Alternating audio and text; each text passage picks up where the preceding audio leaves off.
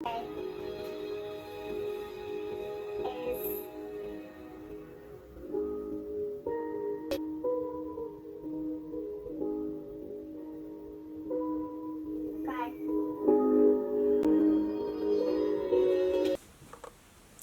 beautiful people, I'm back with another Love Island review. Last night's episode was actually pretty interesting. So we knew that a recoupling was coming up, and the major plot was Amber gonna choose a new guy, Greg, or was she gonna go back to her ex, Snake Michael, who had suddenly confessed his feelings for her and completely forgotten the girl he pied her for, Joanna. You know, hey, I don't write the script. But yeah, that's what the storyline was. At the start of the episode, we saw Amber getting advice from quite a few of the islanders. I was really here for when Belle said to her, there is nothing going with Michael, you're better off starting something new. Ovi, however, on the other hand, first time I think I've looked at him sideways when he was telling Amber that Greg would be the safe choice and she needs to go with her heart and risk it all. If you pick Greg, that's you're playing it safe. Going back with Michael, your heart could get shattered again, you could get, but you like him more than Greg, that's the reality of it. Clearly Ovi has never dated a fuckboy before. Does he know what is involved with risking your heart for a proven fuckboy who's already fucked you over once? Nah, I was like, dead, do not listen to Ovi for once ever, ignore Ovi, man like Ovi. So it came down to the recoupling, and honestly, as much as I wanted her to choose Greg, when she was saying that, yeah, but she's got deep feelings for Michael and they don't just go away. Yeah, and then she's talking about how, you know, how she has really good conversations with Michael. I'm like, what really good conversations? All that guy does is chat shit. He told you to sit down because he was concerned about you in heels. When he said he's found everything he was looking for in the villa, he was talking about you. What good conversation are you having with that boy that is not based on lies and deceit and snakery, Amber? Wake up. So she went into the recoupling and I was thinking, oh god, I know I had to choose Greg, but she's clearly going to choose Michael. And then, yeah, she chose Greg and I was super pleasantly surprised. I don't know if the producers had anything to do with that, but I was very happy with that decision. If there was anybody else watching Michael's reaction,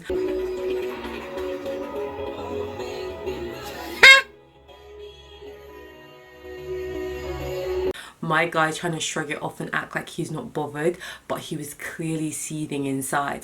The thing is, I don't think he had any doubt in his mind that Amber was gonna choose him. I think he was cocksure of himself, the way all boys are, you know, that the girl that they've been fucking over will jump at any chance she gets to be with him. And I'm glad that Amber showed some self-worth, some self-respect, and she chose a guy who's coming with a clean slate, a new opportunity to find love, and hopefully Greg is going to treat her right. But we did see in the episode though that, you know, just because she's now in a couple with Greg doesn't mean that Michael still isn't in the picture. He certainly is still there, unfortunately, although there is a risk of a couple being dumped tonight, so fingers crossed.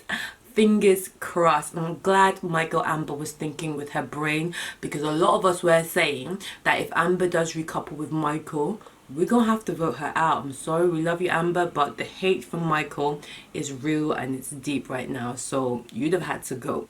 How cute did Ovi look at the recoupling when he wasn't sure that India was going to pick him? How cute is he? How could he even doubt that anyone would pick Chris over him? He's so humble, he's so sweet, he's so cute, he's so funny. I forgive him for giving my girl Amber bad advice. Yeah, Ovi, you're forgiven. He's too cute.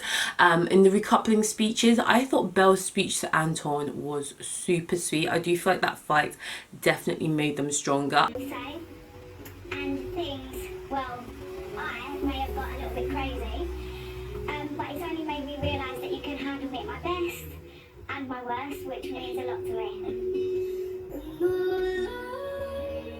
I don't really like couples who don't fight. I feel like, are you really happy, or is one of you just like letting the other person get their way until one day you're like, I'm done, I've had enough. I like couples that fight and can work it out, and I feel like it does make you stronger, and I feel like they may actually be contenders for the 50k. I think they're definitely growing on the public. I think the public does like Belle. We do like seeing her fiery side. So yeah, that was quite interesting to see.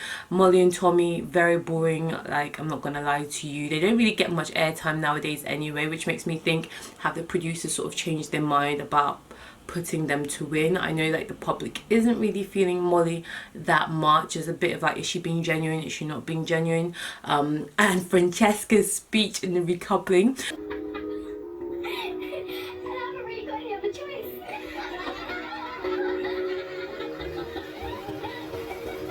when she was stuck with Michael, epic. Like, I think I wrote that girl off too soon. That was the most epic recoupling speech ever, when she said that she had no choice.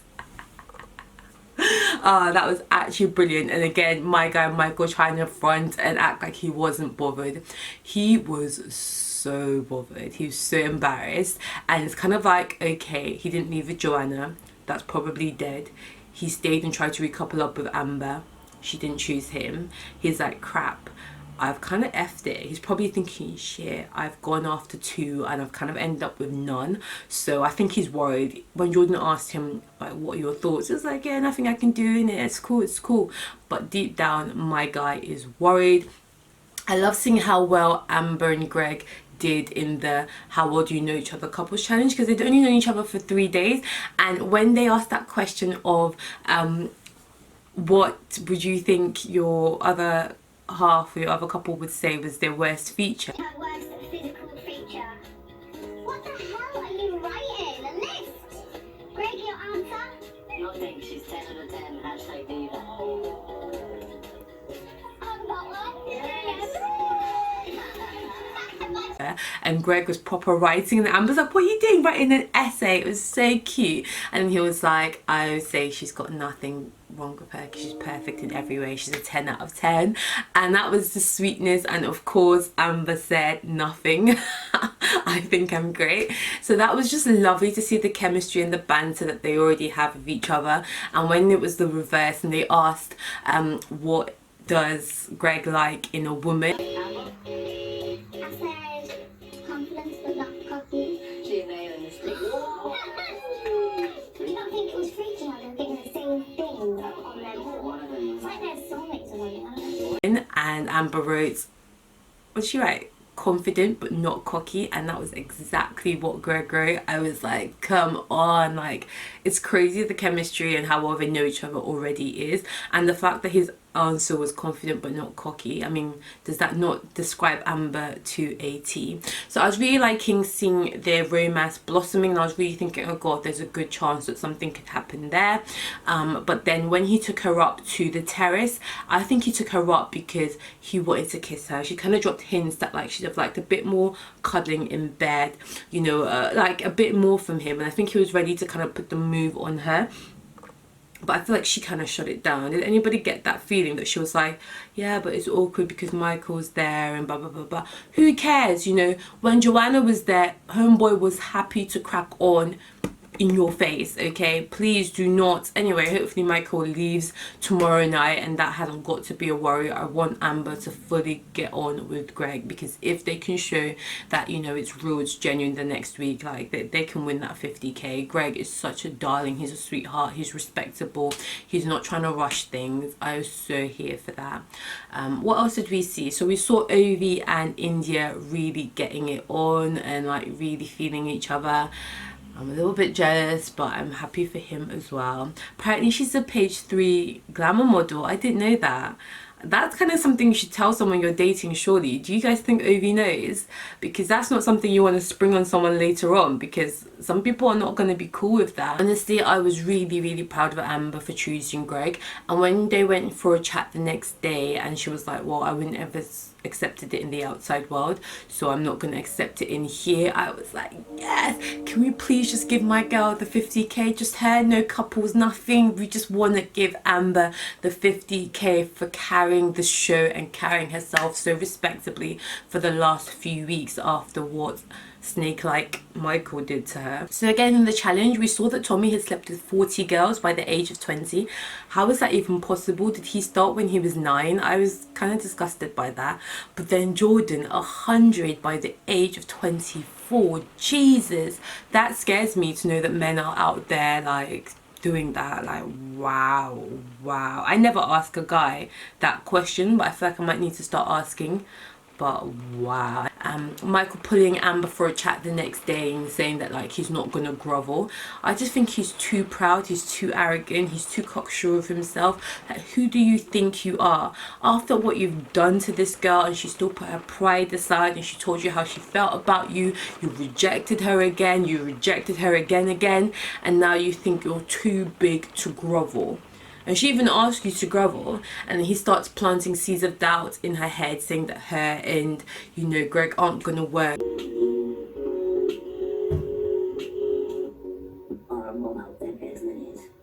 What kind of level of fuckboyism is this man trying to achieve?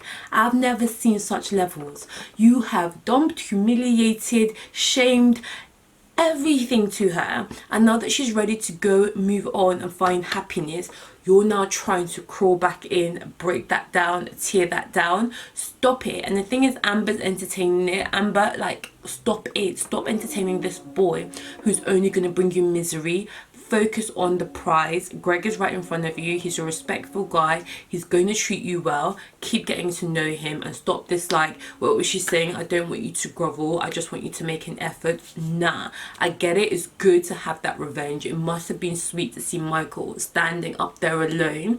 You know, after a few weeks ago, she was the one standing up there alone. That revenge is sweet. If she's doing it for revenge, I'm all the way here for it. But please, my girl, you've coupled up with Greg, give that a chance. We are not going to vote for you and Michael to win that 50k. I'm sorry. Like, if you go there, it's over. It's a done thing. It's a wrap. It's a dead thing. So that's my review, guys. Hope you guys enjoyed the episode. Who do you guys think is going to be in the bottom for Sunday night's recoupling? My guess, 100% Francesca and Michael, dead thing.